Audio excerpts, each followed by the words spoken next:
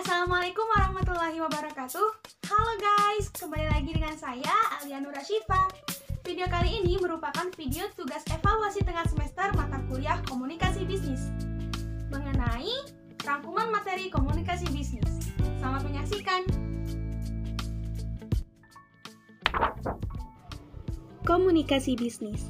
Dalam dunia bisnis yang berskala kecil, menengah, maupun besar, pasti para pelaku bisnis tidak terlepas dari kegiatan komunikasi. Tentu saja, komunikasi merupakan faktor penting demi tercapainya tujuan suatu organisasi. Nah, ada 6 pembahasan materi yang akan dibahas. Langsung saja. Yang pertama, dasar komunikasi dan komunikasi bisnis. Kalian pasti sudah tahu kan apa itu komunikasi? Lebih jelasnya, komunikasi adalah proses saling menukarkan informasi antar individu maupun kelompok melalui sebuah sistem yang lazim, baik dengan sinyal, simbol, maupun tindakan.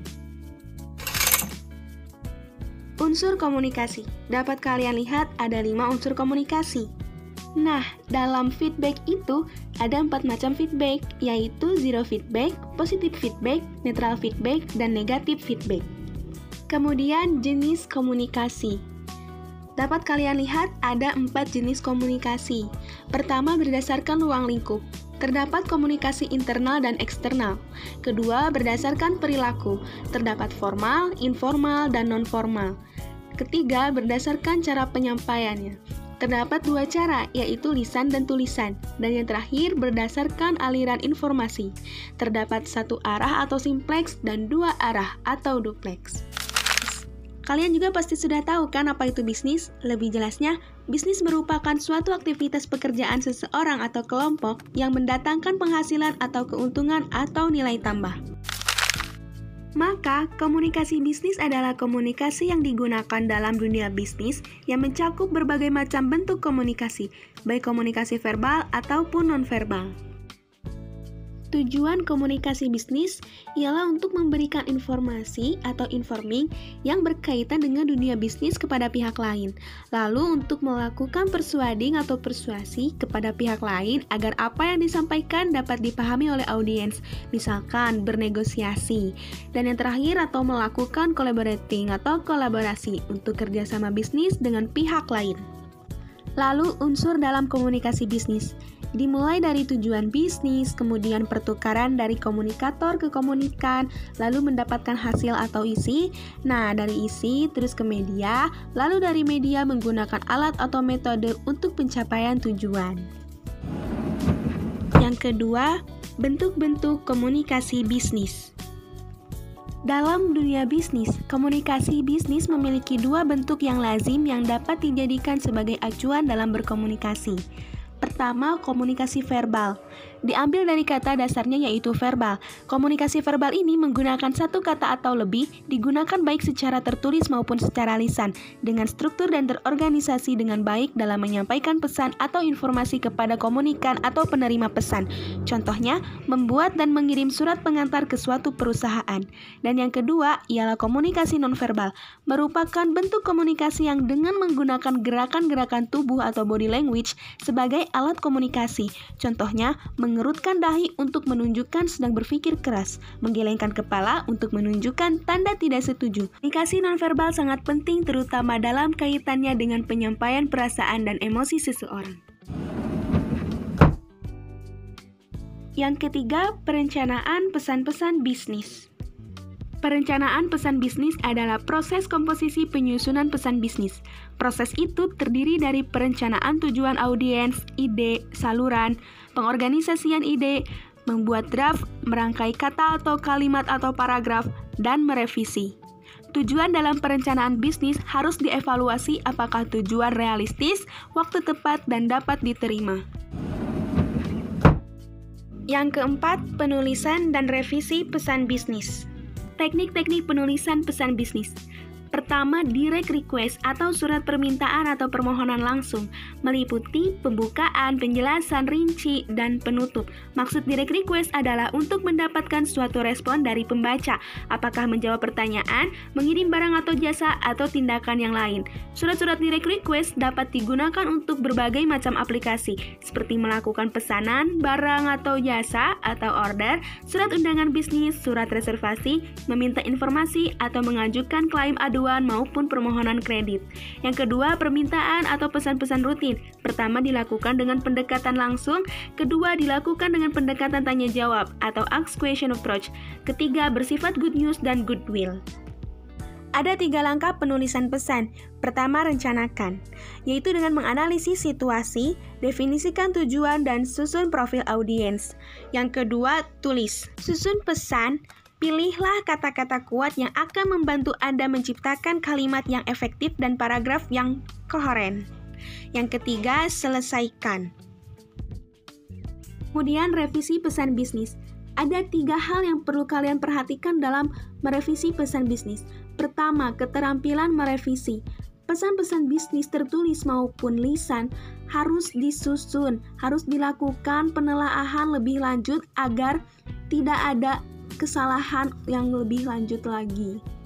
Yang kedua, pemilihan kata yang tepat.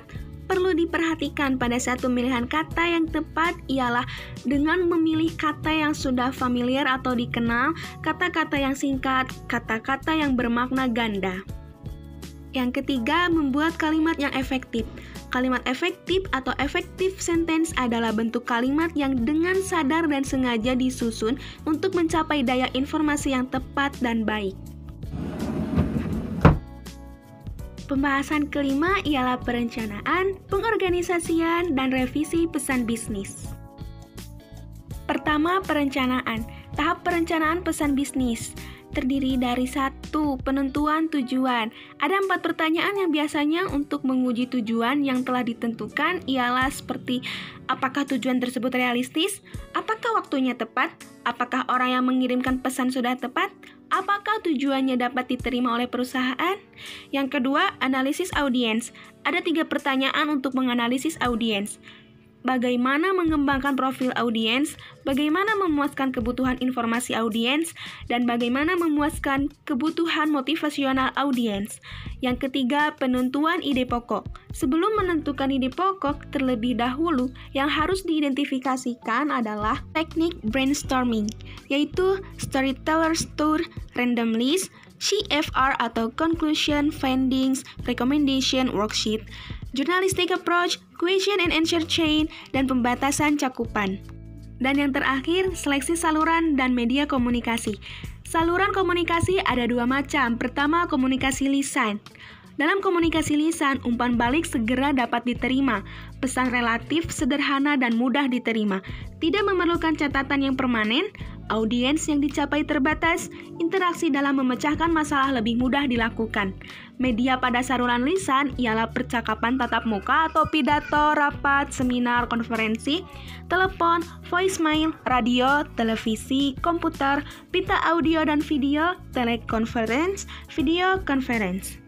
Dan yang kedua, saluran komunikasi tertulis. Dalam komunikasi tertulis, terdapat umpan balik tertunda. Pesan lebih rinci, kompleks, dan memerlukan perencanaan yang matang. Diperlukan catatan yang permanen, audiens yang dicapai dapat lebih luas, distori dalam penyampaian pesan dapat diperkecil. Media pada saluran tertulis terdiri dari surat, memo, laporan, proposal, elektronik mail atau email, telepon atau SMS, fax, telegram, pos biasa, dan khusus. Kemudian pengorganisasian. Dalam pengorganisasian pesan bisnis terdapat 2 pengorganisasian. Pertama, mengorganisasikan pesan-pesan. Hal yang perlu diperhatikan dalam mengorganisasi pesan-pesan yang baik sebagai berikut. Kalian dapat dengar dengan jelas ya. Pertama, subjek dan tujuan harus jelas. Kedua, semua informasi harus berhubungan dengan subjek dan tujuan. Ketiga, ide-ide harus dikelompokkan dan disajikan dengan cara yang logis. Dan yang terakhir, semua informasi yang penting harus sudah tercakupi. Hal-hal yang menyebabkan pesan-pesan tidak terorganisir ialah bertele-tele, memasukkan bahan-bahan yang tidak relevan, menyajikan ide-ide yang tidak logis, informasi penting kadangkala tidak tercakup dalam pembahasan. Suatu pesan yang disusun dengan baik akan membantu bagi audiens, terutama dalam hal-hal berikut ini.